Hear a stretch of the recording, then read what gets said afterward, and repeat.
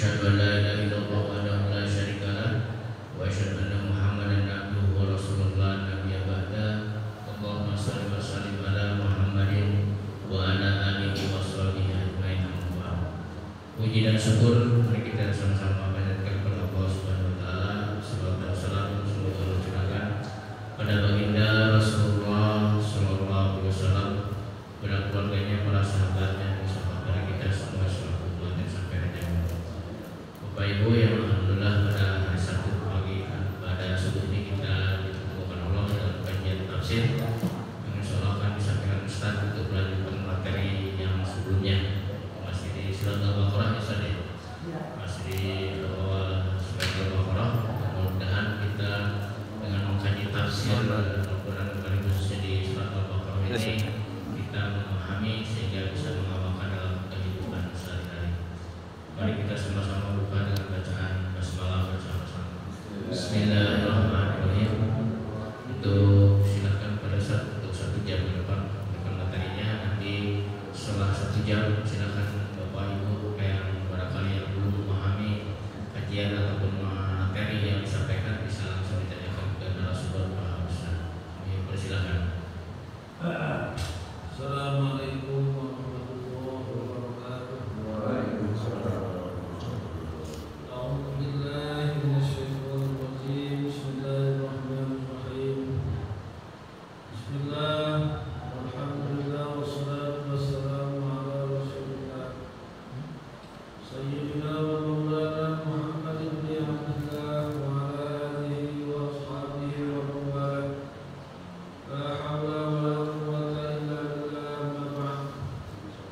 Nawaitu ta'allum wa ta'lim wa tadabbar wa tadbir wa jam'a wa istighfar wa ibadah wa istifadah wa hisra wa tamassuka bi kitabillah wa sunnati rasulih wa da'wati ila al-huda wa dilalat 'ala al-khair ibtigha'a mardatillah wa thawabihi wa sawabihi wa jamilni ya jamil ya badi' as-samawati wal ardi jamilni bil fasahah wal balaghati wal bara'ati wahlul 'uqdatan min lisani yafqahu qawli bi riqqatin rahmatin summa talimul qulubuhum wa qulubuhum ila dzikrillah subhanaka la ilma lana illa ma 'allamtana innaka antal alimul hakim. Subhanallah. Pertama-tama dan yang pertama mari kita panjatkan ucap puji serta syukur kita kepada Allah dan Yang Maha Ghafur. Salawat dan salam terlimpahkan selalu kepada baginda Rasulullah sallallahu alaihi wasallam. Kita minta semoga kita selalu menjadikan sebagai umat Nabi dan mendapatkan syafaat umat nanti di akhirat kelak. Ma'asyiral muslimin yang dimuliakan Allah Subhanahu wa taala. Kita lanjutkan kajian kitab tafsir masih surah Al-Baqarah. Kemarin baru sampai kepada ayat 22, yaitu tentang keesaan dan kekuasaan Allah dan juga perintah ibadah kepada Allah Subhanahu wa taala. Allah Subhanahu wa taala memberikan sebuah peringatan kepada umat-umat terdahulu dan juga kepada kita bahwa kita semua harus ibadah kepada Allah dengan mengesahkan zat-Nya, karena Allah Subhanahu wa taala telah menciptakan kepada kita dan orang-orang sebelum kita. Bahkan Allah telah menciptakan, menjadikan terhadap bumi sebagai hamparan, bumi sebagai hamparan, langit sebagai atap. Alladzi ja'ala lakumul arda firasyan. Kalau kita tafakur, kenapa ini bumi ini dikatakan sebagai hamparan? Bahkan was-samaa'a binaan langit sebagai atap. Tapi kita tafakur juga langit ini sebagai atap tidak ada pihaknya. Maka betapa kuasanya Allah. Kalau di dalam sifat kuasa itu ada qudrat, ada iradat ya.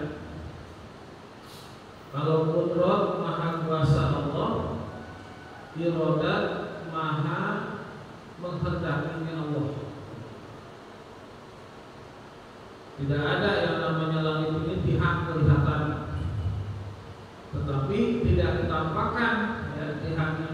Walaupun ada yang mengatakan al-jabal ibadus sama, ibadus sama. Jadi gunung itu merupakan pihak bagi langit ya.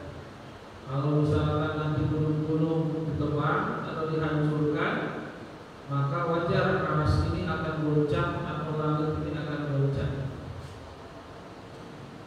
Boleh kita berpikir terhadap ciptaan yang Allah ciptakan, tapi kita tidak boleh sekali-kali memikirkan tentang zatnya Allah Subhanahu wa ta'ala. Itu tidak boleh ya.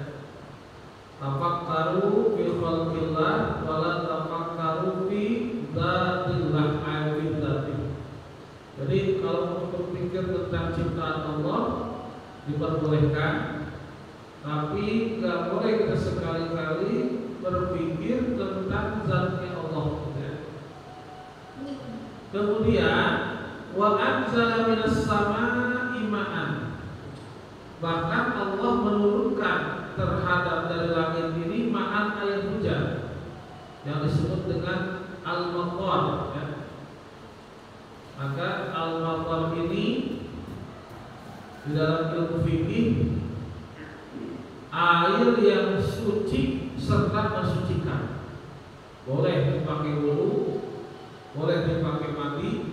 Karena kalau dalam fikih itu yang namanya air yang bisa dipakai bersuci ada 7 ya.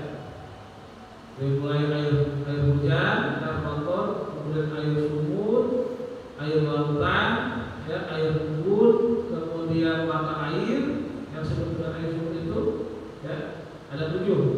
Nah, tapi air ini terbagi 4 ya. Tanqosimu ila arba'atin asyara. Air ini terbagi 4. Satu, ada air yang bisa suci, mensucikan untuk dirinya dan juga untuk orang lain. Contoh seperti mana?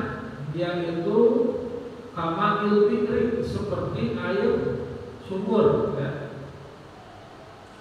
Bagaimana Ustaz kalau misalkan air sumur tersebut di dalamnya kan ada lumut ya. Kemudian ditarik pakai pipanya juga ada lumut, ada kotoran-kotoran.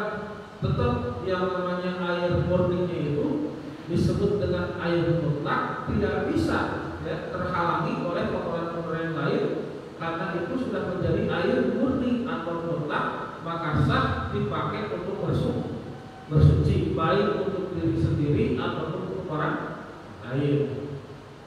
Yang kedua, ada air itu disebut dengan air musammas ya.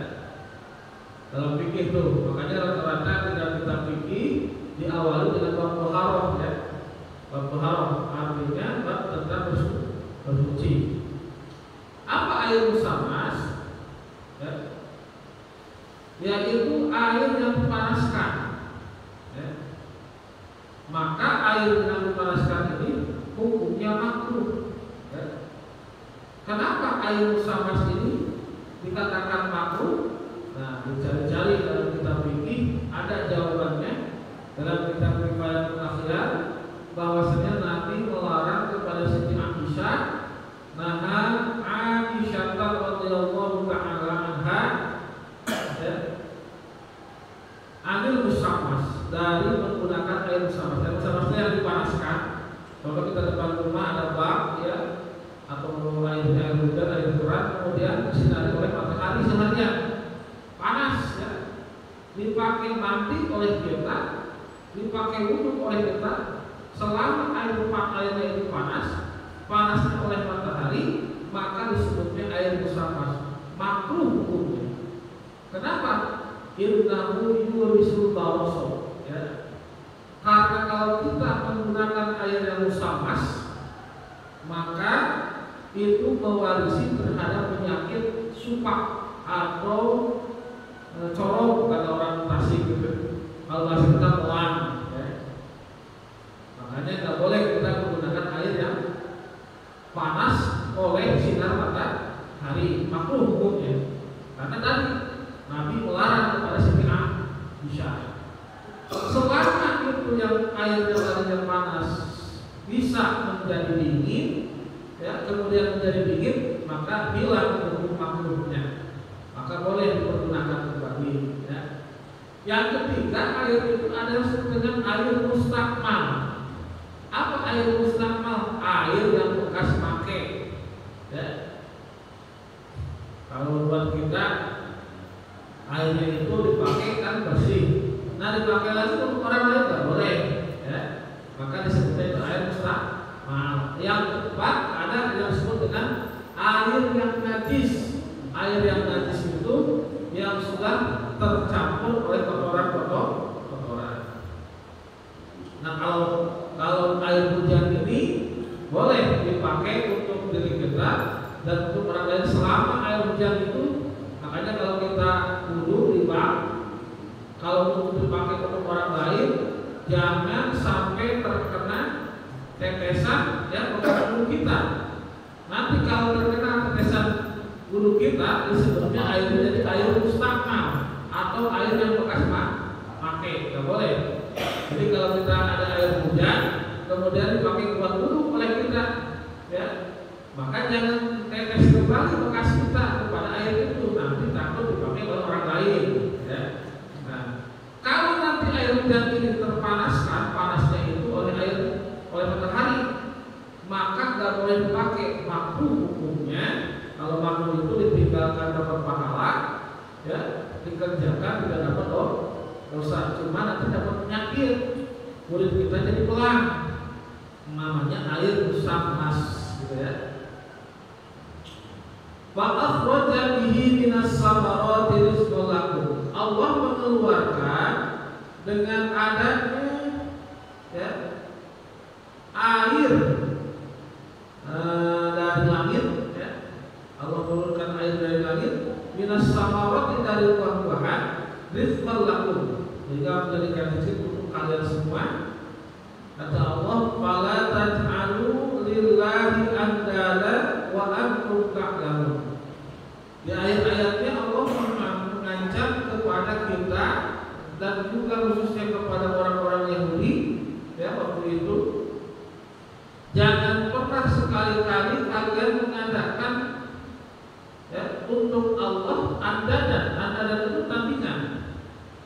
Wa antum ta'lamun, sedangkan kalian semua mengetahui, ya. Jadi orang-orang Yahudi ini dan juga orang-orang kafir, ya, tidak percaya terhadap Allah Subhanahu wa ta'ala. Padahal di ayat sebelumnya mereka itu mengaku beriman kepada Allah kalau bertemu dengan orang-orang yang beriman, bahkan mengaku ibadah kepada Allah, tetapi dalam kenyataannya orang-orang tersebut tidak pernah beribadah, ya, kepada Allah. Niatnya mereka itu mengolok-olokkan kepada Allah, padahal itu kembali kepada dirinya sendiri, ya. Makanya orang-orang seperti itu disebutnya mudadzabun, ya. Orang-orang yang munafik, ya, serta fasik, bahkan orang yang kafir, ya, disebutnya orang-orang yang kafir. Padahal mereka yakin, walakin sa'altahu man khalaqas samawati wal ard la yaqulun Allah.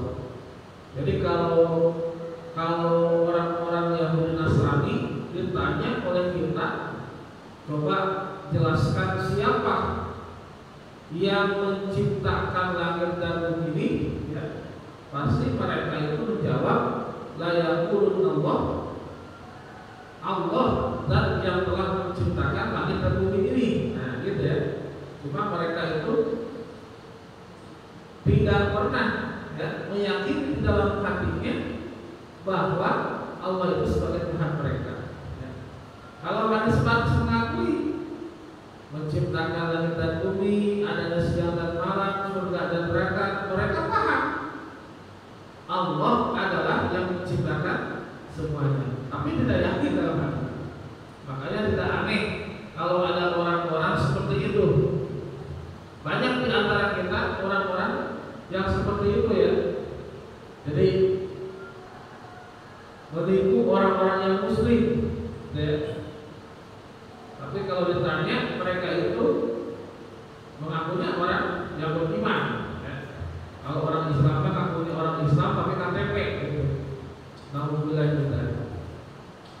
Kemudian kita lanjutkan kepada ayat 23. Bismillahirrahmanirrahim. Wa in kuntum fi raibin mimma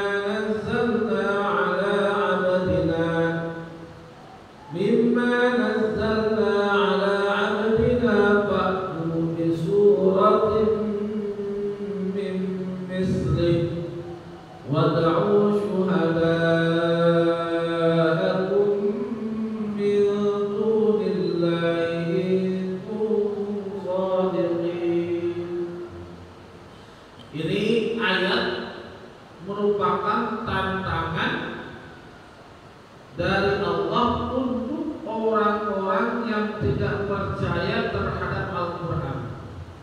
Jadi sudah pada bahasan, kalau dalam surah Al-Baqarah ayat 21 sampai 22 yang kemarin kita bahas, itu tentang keesaan dan kekuasaan Allah serta perintah ibadah kepada Allah Subhanahu wa ta'ala. Nah, di ayat 23 ini surah Al-Baqarah ini beda lagi bahasan, yaitu menjelaskan tentang tantangan bagi yang tidak percaya kepada Al-Quran ya. Saking Quran ini, inna nahnu nazzalna dzikra wa inna lahu lahafizun, kami turunkan Al-Quran kata Allah dan kami pun pasti akan menjaganya.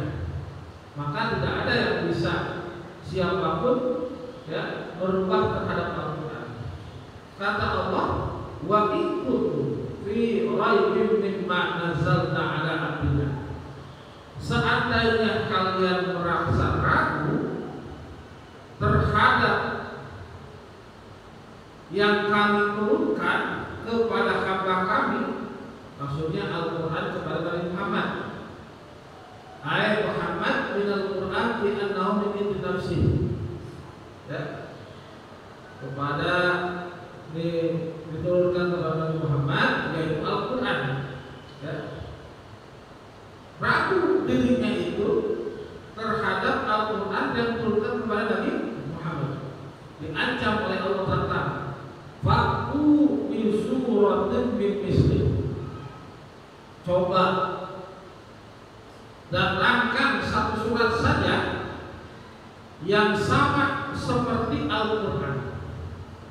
Coba sini datangkan satu surat yang sama seperti Al-Quran. Jangankan satu surat, satu ayat saja, manusia itu tidak akan pernah ada yang bisa mengganti terhadap Al-Quran.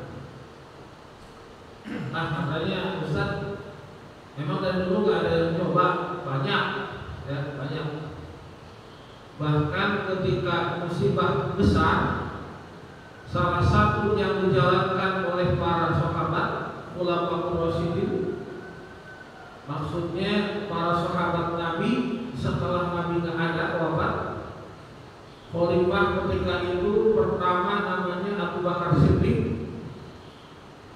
Salah satu yang diperangi musibah besar itu orang-orang yang mengaku Nabi ya. Mengaku Nabi. Siapa di antaranya? Musailamah al-Kadzab. Ini Musailamah al-Kadzab ini mengaku sebagai nabi. Ya. Jangan dianggap Pak, orang yang namanya Musailamah al-Kadzab ini orang yang ecek-ecek. Musailamah al-Kadzab ini adalah orang yang hafal Quran. Ya. Emang zaman dulu Quran belum dicetak seperti dibuka seperti sekarang. Ya. Makanya jasanya Utsman bin Affan dengan arahan dari Umar bin Khattab, ya, itu berharga karena terjadi proses pembukuan Al-Quran. Kalau zaman Abu Bakar itu belum ada pembukuan. Ya, karena ketika itu masih menghormati terhadap baginda Rasulullah SAW. Tapi dalam hatinya Abu Bakar juga sudah merasa khawatir terhadap kondisi akhir zaman. Ya. Maka ketika ada penyerahan estafet kepemimpinan khalifah, ya, menjadi Khulafaur Rasyidin, yang kedua Umar bin Khattab menugaskan kepada namanya Utsman bin Affan. Jadi sahabat Nabi itu lengkap, ada bagian kiainya, ya, premannya, tapi premannya soleh. Kalau bahasa orang Sunda BTS berandalan tapi soleh. Ya. Yang penting perlu ya di antara kita itu. Yang ketiga ada orang kaya dermawan. Siapa? Ali Utsman bin Affan. Ya. Itu kaya, saudara, dermawan. Yang keempat memang sahabat Nabi itu ada yang bagian pemudanya. Siapa? Putra menantu sekaligus sahabat Nabi Ali bin Abi Thalib. Nah, dibukukan oleh namanya Utsman bin Affan. Itu Al-Quran dibantu oleh dengan Zaid bin Sabit, Sa'ad bin Abi Waqqas, sehingga terjadilah ya ada pembukuan terhadap Al-Quran. Nah, tapi zaman Abu Bakar itu perang. Salah satu yang diperangi oleh Abu Bakar itu orang yang mengaku Nabi, orang yang tidak gemar berzakat, ya, orang yang tidak pernah mau berzakat. Ya. Salah satunya orang yang mengaku Nabi namanya Musailamah al-Kadzab. Ini Musailamah al-Kadzab bukan orang biasa, Pak. Ibadahnya pun hebat, ya. Bahkan hafal Quran. Nah, cuma mohon maaf ya, terkadang orang itu terlihat seperti baik, ya, ahli ibadah, padahal seperti itu kelakuannya. Ya. Kemarin saya paling miris Pak melihat orang itu mendirikan yang namanya pondok panti asuhan, ya, tapi kelakuannya iblis, ya, predator itu. Kalau boleh hindari, itu orang sakit apa ya? Jadi kembali kepada kaum Sadum gitu ya. Kaum Sadum itu kaum zaman Nabi Lut alaihi salam. Zaman Nabi Lut yang berkhianat kepada Nabi Lut bukan hanya orang lain, melainkan istrinya. Yang pertama berkhianat kepada Nabi Lut alaihi salam. Jadi kalau ada tamu padahal tamu itu malaikat berubah wujud menjadi seorang laki-laki yang ganteng. Masuk ke rumahnya Nabi Lut, istrinya itu keluar melalui pintu belakang dapur. Jadi ketika ada pemuda kampung lagi ngobrol kumpul kalau kita di warung atau di rumah, disamperin oleh istri Nabi Lut, "Hei, tuh di rumah saya ada tamu ganteng-ganteng." Ya. Royok, kepung, dikepung rumahnya Nabi Lut, Pak. Ini yang berkhianat pertama perempuan istrinya. Ya. Maka ketika Nabi Lut sudah ditanya oleh malaikat Jibril, "Hei Lut, harus apakah umat engkau?" Terserah dari Jibril, hancurin aja. Namanya Nabi dan Rasul, ya. Ketika dia itu berdoa kepada Allah, ya beres urusan. Ya. Maka di dalam tafsir nanti kita akan ketemu keterangan-keterangan itu, apa yang hal-hal yang menjelaskan kisah Nabi Lut.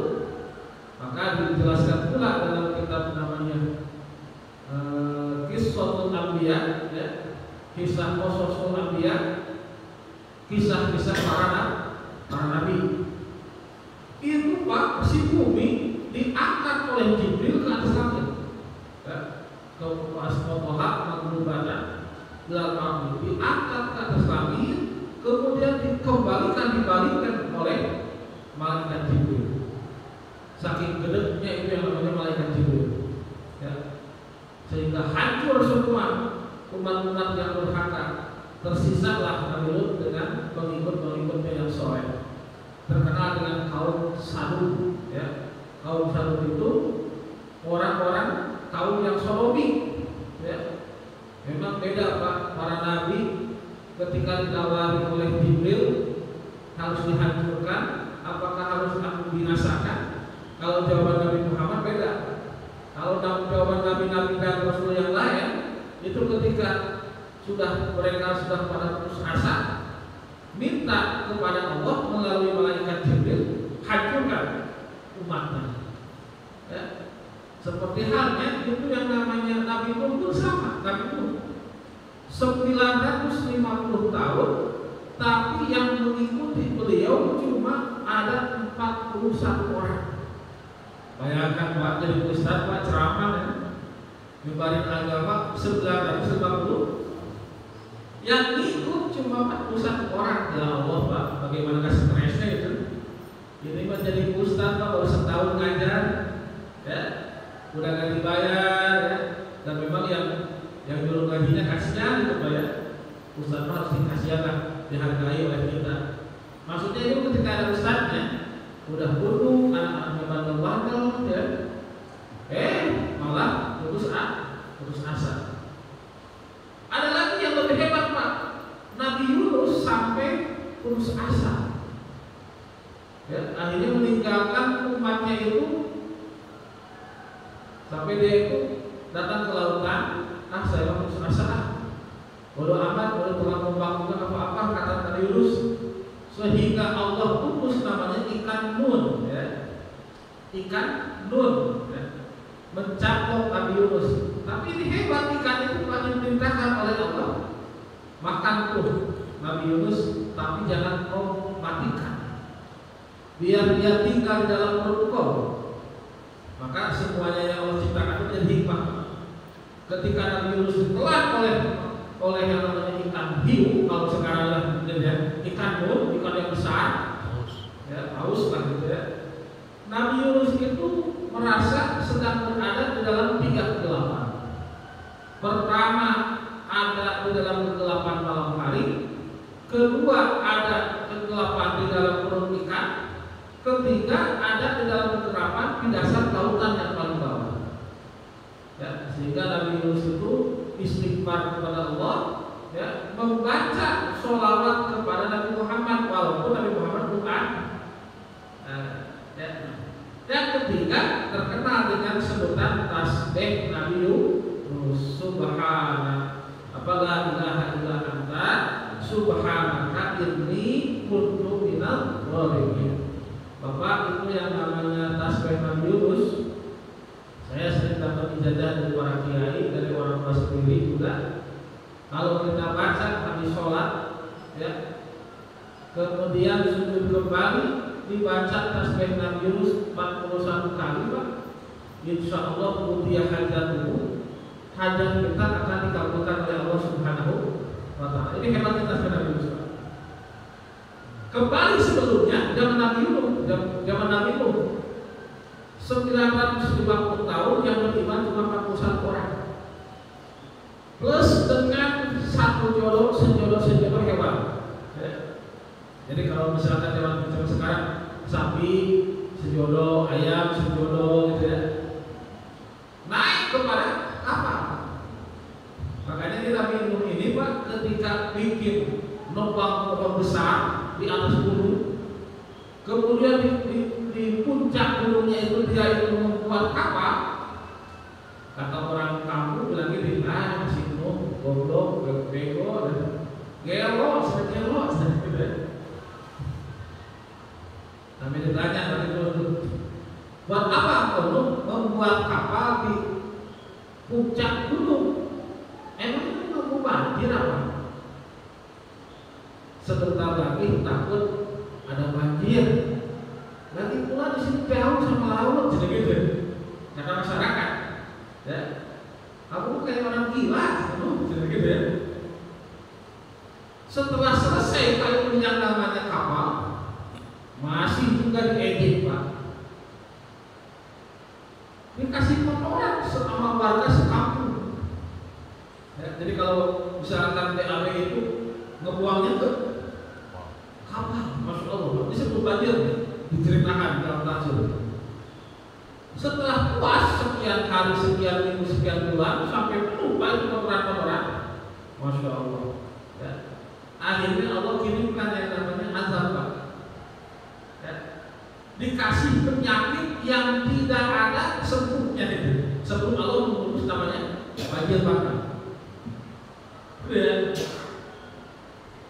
Jadi di salah satu para ulama ahli tafsir mengatakan syaratnya itu harus membersihkan kembali kapal yang sudah dibikin oleh Nabi Nuh selesai karena sudah dikotori oleh kotoran manusia orang-orang satu wilayah, satu daerah, satu kampung tersebut. Maka dengan dibersihkan kapal itu akhirnya sembuh lagi Pak mereka itu. Setelah sembuh kembali mereka durhaka lagi sama Allah. Akhirnya Nabi Nuh itu putus asa. Datang dari malaikat Jibril, Nuh, harus saya apakan nih umatmu? Terserah Jibril, saya udah lama, hampir 1000 tahun saya berdakwah itu. Bayangkan Pak, 1000 tahun. Zaman sekarang orang kalau ngaji ustaz, terus sekolah ya, belum juga 1 tahun, kan dulu banyak orang jadi orang dia. Nabi Nuh itu hampir 1000 tahun, 950, masya Allah. Yang ikut yang beriman cuma 51 orang. Gimana itu? Akhirnya Nabi Nuh putus asa Pak. Dan Jibril, hancurkan aja umat saya. Termasuk yang durhaka putranya namanya Kan'an. Ya. Ketika datang banjir bandang yang begitu dahsyat, sampai tinggi, Kan'an dipanggil oleh bapaknya. Anakku, hari ikut bapak. Nanti kau akan semakin tenggelam. Enggak bakal tenggelam, saya akan lari ke atas gunung. Ya. Ternyata Allah hebat Pak. Disitulah kekuasaan Allah. Air semakin tinggi, ternyata sampailah kepada kapal yang Nabi Nuh bikin. Ya. Baru orang-orang yang beriman percaya, ternyata benar-benar hebatnya. Pantesan Nabi Nuh itu diperintahkan buat kapal oleh Allah. Sampai itu yang atas puncak gunung itu banjir sampai atas. Ketika itu yang namanya Kan'an sudah ada, ini sampai leher, terbawa banjir bandang, masih Nabi Nuh baik. Ayo anakku, sekarang udah tidak ada lagi yang bisa menolong kau. Ya, kecuali kalau kau ikut ajaran bapak. Gak mau lah, udah terlambat Pak, kalau zaman sekarang itu. Ya. Itu seperti halnya Nabi Muhammad ingin mengislamkan, mengimankan pamannya Abu Thalib. Nah itu makanya berhubungannya dengan firman Allah, innaka la tahdi man ahbabta walakin Allah yahdi man yasha. Ya. Muhammad, sungguhnya engkau tidak akan bisa atau tidak akan dapat menunjukkan sebuah petunjuk kepada orang-orang yang engkau kehendaki, yang engkau cintai, walaupun itu paman engkau. Ya. Walakin Allah yahdi man yasha, tapi Allah itu yang hanya bisa menunjukkan sebuah petunjuk man kepada orang yasha yang Allah kehendaki. Makanya jangan gegabah Pak ya, yang namanya kehebatan istilahnya Allah itu hanya Allah yang bisa merubah hati manusia, yang muqallibal qulub ya. Walaupun dia itu orang yang seperti kelihatan soleh seperti tadi Pak, zaman Nabi dulu, zaman satu, sekarang ada orang kelihatannya soleh. Sampai Ustaz Fatih Karim itu yang terkenal hafid itu, ya, Ustaz viral itu marah. Karena kenapa? Orang ini yang predator ini dulu ketika mau mendirikan panti asuhan itu mudah datang kepada panti tani, ya, sampai dari Corbuzier pun mudah gitu, supaya diberikan dukungan pasokan dana oleh panti tani juga. Ya. Tahu-tahunya itu orang bajingan gitu ya, kayak orang sakit kayak gitu, kayak orang nggak ada aja orang baru. Makanya hebat itu. Orang ini ketika keluar dia itu pakai udang-udang, pakai gamis putih, pakai sorban. Wah, udah kelihatannya kayak chef lah gitu. Chef goblok gitu. Ya, kata guru saya itu suka mungkin chef goblok gitu, bukan chef lama itu. Ternyata itu bajingan kayak gitu. Ya, laki-laki coba. Udah di bawah umur dia korupsi. Jadi merupakan sebetulnya itu merupakan renungan buat kita. Memang yang namanya pertama serba salah kalau anak tidak dipesantrenkan. Yang kedua, kalau dipesantrenkan juga harus hati-hati memilih pesantrennya. Ya. Zaman sekarang dari mana-mana Pak, di Bandung, di Tasik sama. Modusnya kayak panti asuhan, rumah takfir, pesantren takfir, dalamnya bukan. Di Sukabumi ada Pak itu, karena saya lama di Sukabumi tahu di satu daerah dikatakan panti asuhan sekaligus pesantren takfir ya. Setiap bulan selalu ada orang kumpul. Tapi heran yang menonton itu yang ketika pengen ketemu dengan anak-anak sampingnya, dengan anak-anaknya, yang dipanggil itu cuma paling banyak 5 orang gitu ya. Ke sama yang punya panti asuhan. Ternyata itu modus orang kampung dipanggil gitu. Karena dia dapat bantuan, sumbangan setiap bulan, jumlahnya bagus, rumah tahfidz, rumah Quran, pesantren tahfidz. Awas hati-hati Pak, memasukkan pesantren, tempat pesantren itu.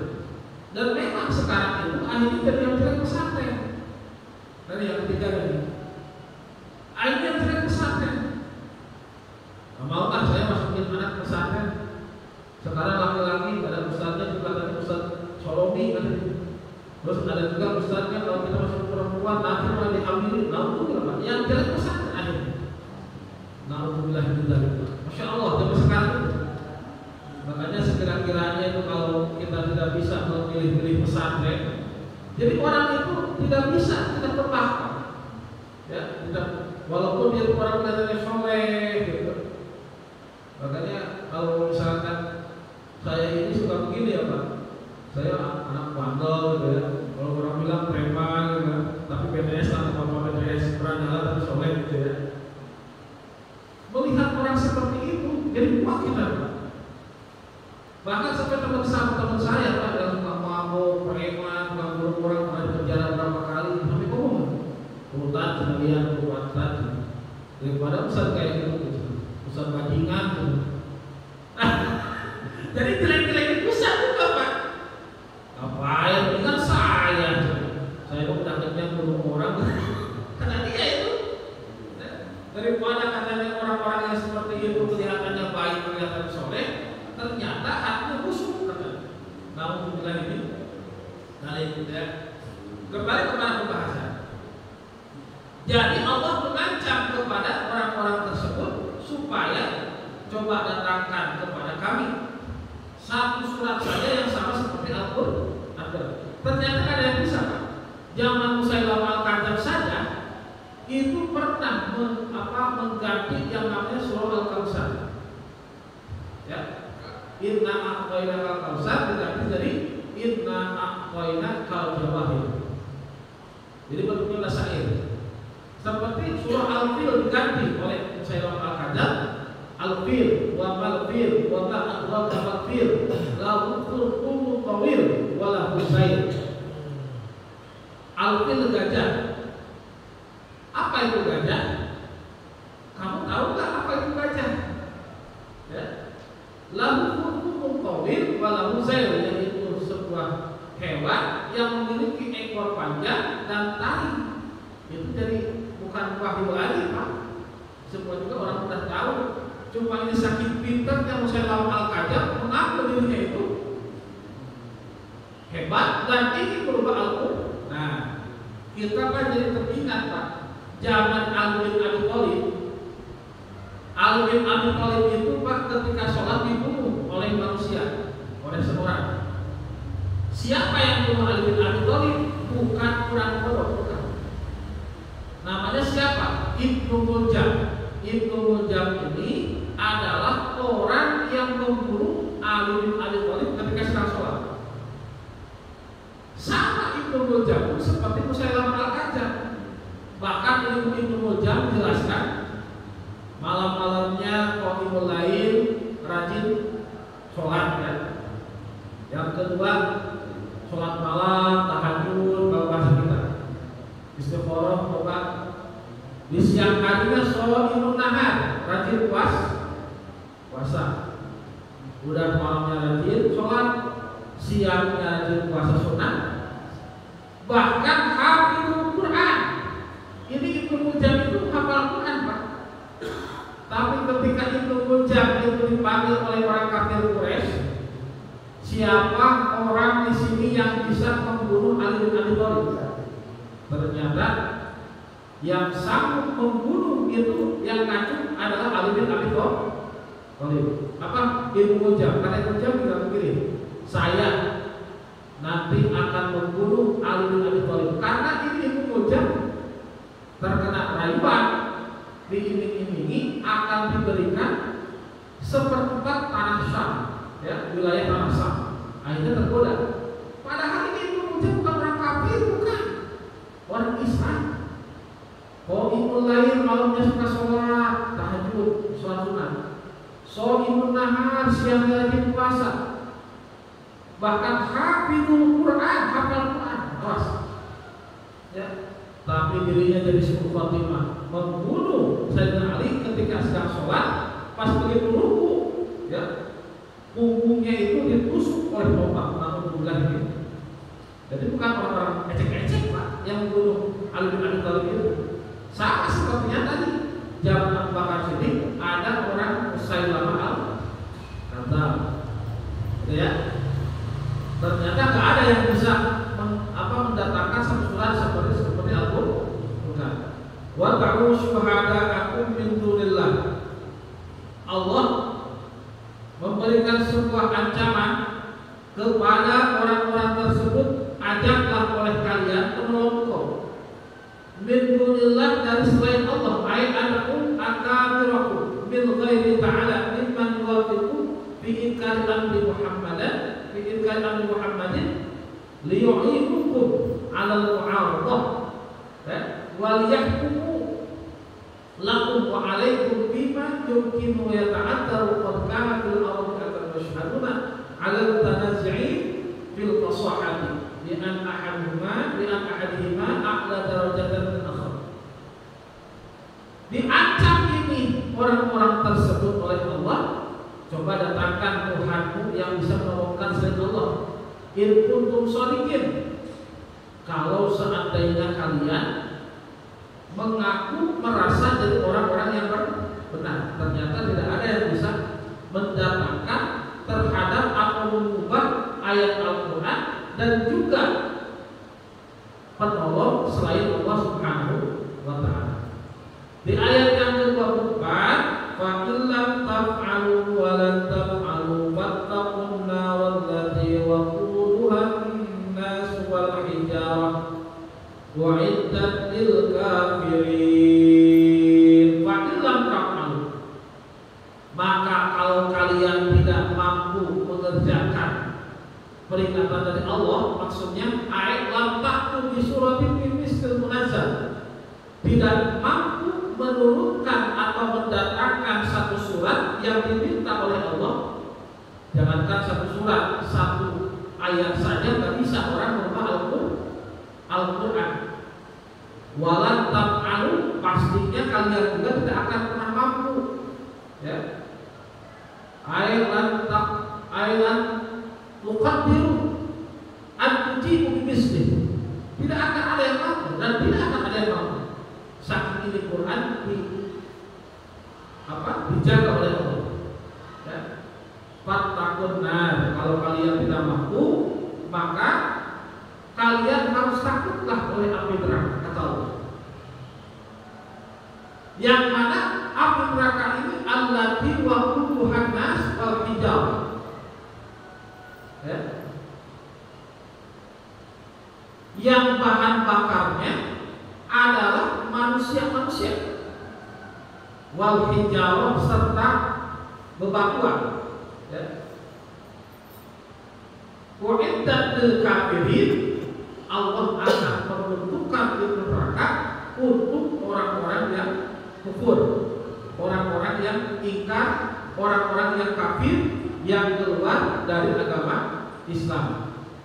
Jadi ini ayat ini memberikan sebuah peringatan bahwa pertama Allah itu memberikan sebuah tantangan, coba datangkan satu ayat saja, satu surat, jangankan satu surat, satu ayat yang sama seperti Al-Quran. Kedua, coba kalian ajak seorang atau Tuhan kau yang bisa menolong kau. Ya, kalau kalian merasa benar kata Allah, ternyata semuanya tidak ada yang bisa mendatangkan Al-Quran yang mirip dengan Al-Quran. Dirubah pun tidak akan ada yang bisa. Saking ini adalah sebuah Allah lindungi, jaga Al-Quran. Inna nahnu nazzalna, jadi Quran kami turunkan kata Allah, wa inna lahu lahafidun, dan kami pun pasti akan jaga terhadap kemurnian Al-Quran tersebut. Maka tidak akan ada yang bisa menjaga terhadap Al-Quran. Bahkan Allah menantang, ada nggak orang yang menolong kau selain Allah? Ya. Kalau kau ingkar terhadap ajaran Nabi Muhammad, kalau kalian merasa benar, datangkan. Akhirnya Allah memberikan sebuah penegasan, fa illam taf'alu wa lan taf'alu, kalau kalian tidak mampu, wa lan taf'alu, dan pasti kalian tidak akan pernah mampu. Ya. Fattaqun nar, kalian harus takut terhadap api neraka yang mana allati waquduhan nas wal hijarah. Jadi orang-orang yang nanti akan menjadi bahan bakar di api neraka itu adalah manusia-manusia, ya, yang durhaka kepada Allah serta wal hijarah, bebatuan. Bebatuan di sini maksudnya patung-patung, ya, yang dipakai sesembahan oleh orang-orang selain orang agama Islam. Ya. Tapi memang kadang-kadang kita kalau ceramah dakwah di depan orang-orang non-muslim seperti ini, Pak, ini pakai ayat ini, mereka itu tersakiti. Kebaca. Jadi kalau dakwah itu memang harus kata orang Sunda kelapa gedang, tidak langsung main kepada tujuan, harus sedikit-sedikit. Karena memang kalau saya sudah paham, sering seperti itu ya. Jangankan di luar sana, samping kiri rumah kanan kiri rumah kita juga tidak sedikit orang muslim. Ya. Kalau di kompleks saya itu, memang kalau saya perhatikan suka dikeluarkan sekitarnya. Orang di kompleks saya di depan rumah orang Palang, depan masjid orang Palang. Ya. Kemudian dulu hampir 35% orang-orang Nasrani. Ya. Pernah saya menjelaskan ayat ini pakai tafsir Jalalain, ya. Tapi saya datangi, Pak, datangi. Jadi mungkin mereka tersinggung, ya. Mereka tersinggung. Makanya kalau ada orang-orang seperti itu, jadi kita harus pelan-pelan menjelaskan. Mereka tuh paham, orang-orang saudara-saudara kita yang berbeda keyakinan, yang menciptakan semua yang ada di alam dunia ini adalah Allah. Tapi mereka belum bisa meyakini dengan sepenuh hati. Maka pelan-pelan kita menjelaskan pelan-pelan. Memang dalam melakukan amaliyah kita sudah pertama lakum dinukum waliyadin, itu prinsip, ya, masalah akidah. Tapi kalau masalah sosial, kita diperbolehkan bisnis bersosialisasi dengan mereka. Nah, maka kita maksudkan ini penjelasannya kepada kita sebagai hamba Allah, mau yang beriman atau yang tidak beriman memang seperti ini. Ya.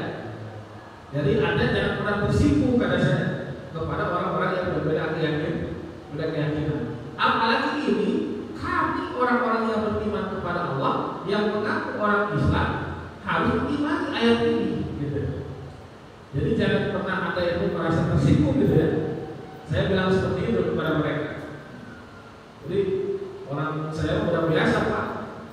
Bahkan saya pernah diundang oleh klien diundang halal bihalal. Judulnya halal bihalal. Habis lebaran itu yang Delta positif ya, Delta positif. Di Sukabumi klien Sukabumi pernah. Itu Konghucu itu yang menang di Tiongkok ya. Yang Islamnya cuma ada 20 orang, yang 100 lebih orang Nasrani, orang Konghucu. Tapi mereka mengundang saya, tolong Ustaz berikan tausiah tentang halal bihalal. Akhirnya saya pakai strategi, orang saya dosen politik masa kalah saya, gitu ya. Menjelaskan kepada mereka, khusus saya menjelaskan Islam itu harus seperti ini.